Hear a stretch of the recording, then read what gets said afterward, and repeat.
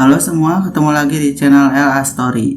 Gimana kabarnya? Semoga teman-teman sehat selalu dan bisa terus menonton video dari LA Story.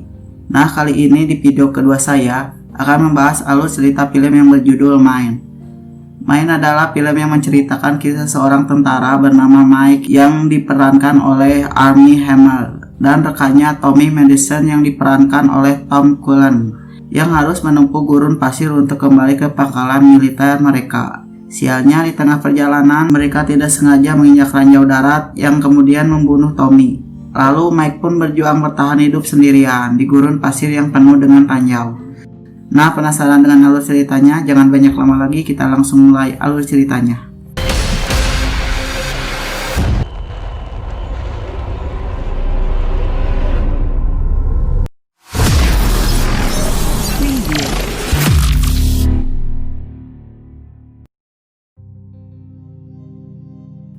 Film ini diawali dengan dua tentara penembak jitu dari Amerika Serikat yang bernama Michael Stephen dan temannya Tommy Mason yang sedang dalam misi khusus untuk membunuh seorang pemimpin teroris berbahaya yang sedang melangsungkan acara pernikahan dengan suku penduduk di tempat tersebut. Di sini Mike mengacaukan upaya penembakan itu karena merasa kasihan untuk menembak teroris tersebut yang sedang melangsungkan pernikahan, dan Mike memutuskan untuk menembaknya setelah acara pernikahan itu selesai. Namun mereka ketahuan oleh teroris tersebut.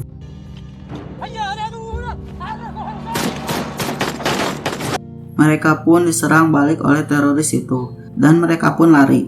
Namun teroris itu tidak tinggal diam dan mereka pun langsung mengejar Mike dan Tommy. Namun ketika pengejaran, untuknya badai pasir memaksa musuh untuk mundur dan meninggalkan Mike dan Tommy.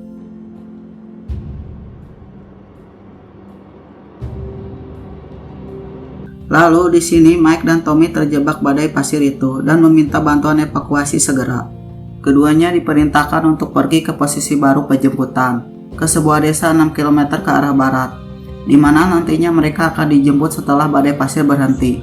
Dan ternyata untuk sampai ke desa tersebut dari titik mereka sekarang harus menempuh 5 jam perjalanan. Singkat cerita, mereka berjalan menuju ke titik lokasi penjemputan.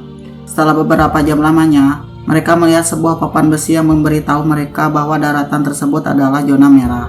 Namun si Tommy enggak menghiraukan itu dan berkata itu adalah papan yang sudah lama dan belum tentu kebenarannya. Mungkin papan itu untuk menjauhkan musuh dari desa itu.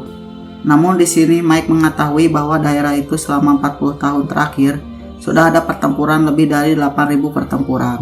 Dan di tempat itu juga sudah terkubur 33 juta ranjau yang masih aktif. Singkat cerita, mereka langsung meneruskan perjalanannya. Namun di perjalanan, Mike terus kepikiran akan papan itu. Namun Tommy tidak percaya akan hal itu dan menyuruh Mike untuk melupakan papan peringatan tersebut, yang belum tentu kebenarannya. Dan di sini, Mike pun melihat sebuah jejak kaki yang tidak beraturan, seperti menghindari sesuatu yang ada di pasir itu. Tommy terus berjalan tanpa menghiraukan dan tetap menyuruh Mike untuk melupakan tanda itu. Dan ketika berjalan, seketika Tommy pun menginjak ranjau tersebut. Tommy menginjak ranjau darat yang tepat meledak di bawah kakinya dan menyebabkan kakinya hancur. Lalu kemudian Mike yang berniat menolong Tommy, sialnya Mike malah menginjak sesuatu dan berpikir itu ranjau darat lainnya. Yang lalu Mike berusaha untuk tidak mengangkat kakinya supaya ranjaunya tidak meledak. Mike pun menenangkan Tommy dan menyuruhnya untuk mengambil radio itu untuk memanggil bantuan. Namun karena sudah tidak kuat menahan sakit, akhirnya Tommy memutuskan untuk bunuh diri dengan menembak kepalanya dengan pistolnya. Mike, will you tell Jake that I love him? No, Tommy, no! Dan akhirnya Mike pun sendirian di tempat itu dengan ranjau di kakinya. Singkat cerita, Mike pun berusaha untuk mengambil tas yang berisi radio itu dengan sebuah kapak yang diikatkan pada tali. Dan alhasil Mike pun bisa mengambil tasnya itu. Lalu Mike berusaha untuk menghubungi markas, namun sayangnya baterai radio tersebut sudah habis. Untungnya Mike menemukan baterai darurat yang menggunakan tenaga matahari. Sambil menunggu radionya menyala, Mike pun membuka isi tasnya dan dia menemukan asap SOS yang bisa digunakannya untuk meminta tolong nanti. Akhirnya setelah menunggu beberapa lama, radionya pun sudah bisa menyala kembali dan Mike langsung menghubungi markas dan meminta bantuan segera. Akan tetapi, markas menyuruh Mike untuk menunggu selama 52 jam. Markasnya bilang bahwa tidak memungkinkan untuk melakukan penjemputan sekarang, dikarenakan helikopternya tidak bisa terbang karena terhalang gelombang badai pasir. Mike pun bilang ke markas bahwa dia nggak mungkin bisa bertahan di padang pasir itu dengan waktu yang selama itu. Namun markas tetap akan menjemput 52 jam mendatang. Lalu dengan kesal diperlihatkan Mike pun mematikan radio itu. Singkat cerita, Mike mulai kehabisan persediaan air. Lalu tiba-tiba badai pasir datang ke arah Mike. Mike yang kebingungan, takut kakinya terangkat. Mike mengikat tangannya ke senjatanya dan menancapkannya ke pasir.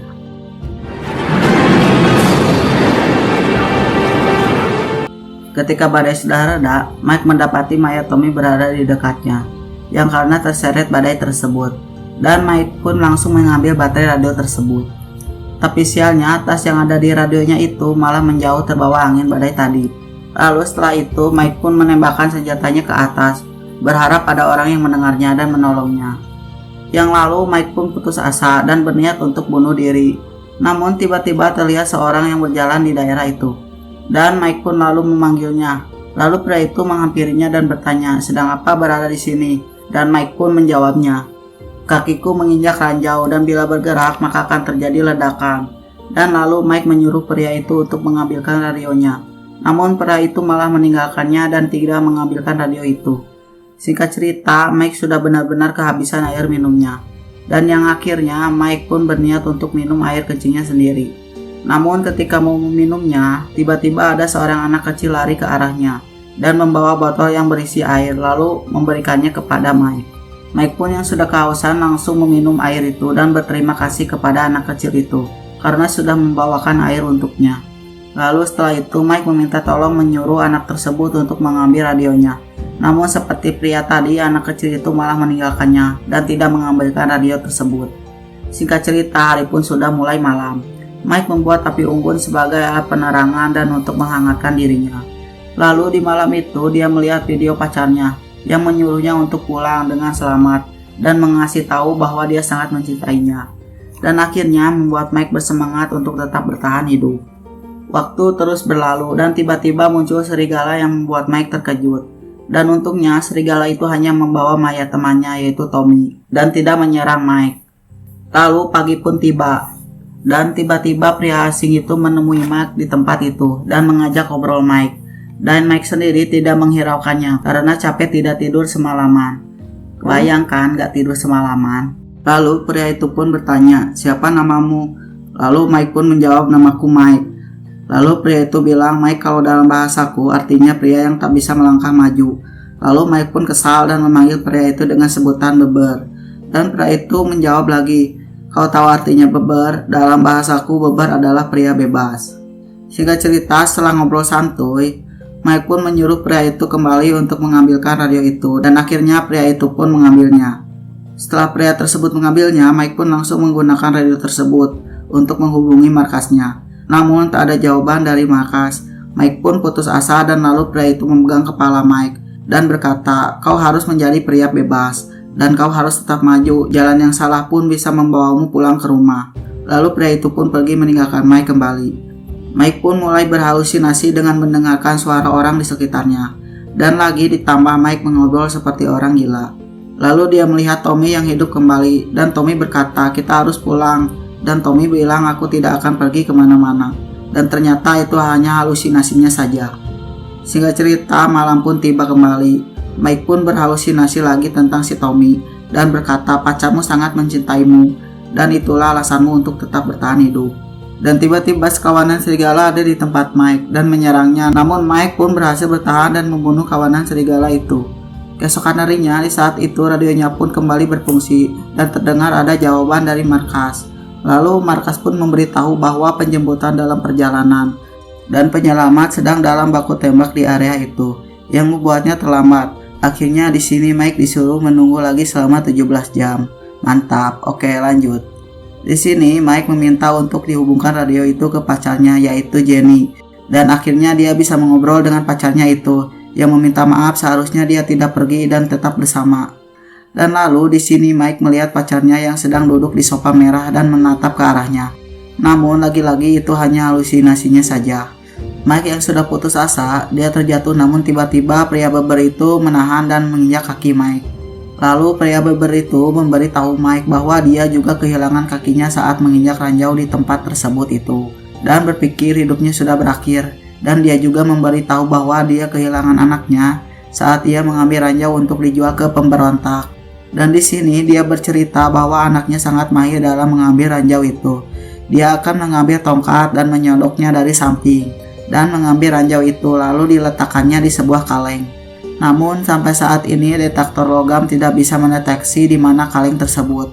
Setelah itu dia pun pergi dan meninggalkan Mike. Dan Mike melihat anak kecil itu menggenggam tangan pria itu sambil tersenyum ke arahnya lalu menghilang. Di sini terkenal lingkungan gurun yang keras. Mike berjuang melawan dampak psikologis dan fisiknya dari situasi berbahaya, di mana dia terperangkap mengingat kembali kenangan dan membayangkan pacar, orang tuanya, dan saat-saat ketika dia masih kecil. Dan lalu setelah itu, Mike kemudian diserang oleh pemberontak musuh yang telah melacaknya ke lokasinya saat ini. Dan untungnya di sini Mike masih bisa melumpuhkan dan membunuh satu persatu pemberontak itu.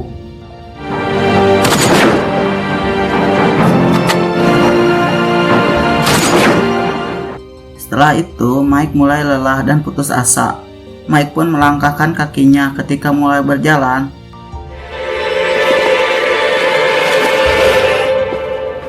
Tiba-tiba Mike pun terkejut. Ranjau tersebut tidak meledak. Mike pun langsung terjatuh dan tertawa lepas. Mike yang penasaran, dia menggali dan menemukan bahwa apa yang dianggapnya sebagai ranjau tersebut sebenarnya sebuah kaleng dengan mainan tentara kecil di dalamnya. Dan lalu bantuan pun tiba. Mike pun langsung mengambil asap SOS-nya tersebut dan menggunakannya. Lalu diperlihatkan tim bantuan itu pun sudah tiba di tempat itu dan berhasil menyelamatkan Mike. Lalu singkat cerita, Mike kembali ke Amerika Serikat dan langsung bertemu dengan pacarnya Jenny dan tamat. Dan itulah seluruh alur cerita film Mine 2016. Film ini memberikan pesan moral agar kita selalu untuk tidak cepat menyerah dan berputus asa. Nah, semoga teman-teman terhibur dan terima kasih yang telah mendukung channel ini. Jangan lupa subscribe, like kalau suka, tulis kritik dan sarannya di kolom komentar, bunyikan loncengnya agar tidak ketinggalan update terbaru dari channel ini. Dan sampai jumpa lagi.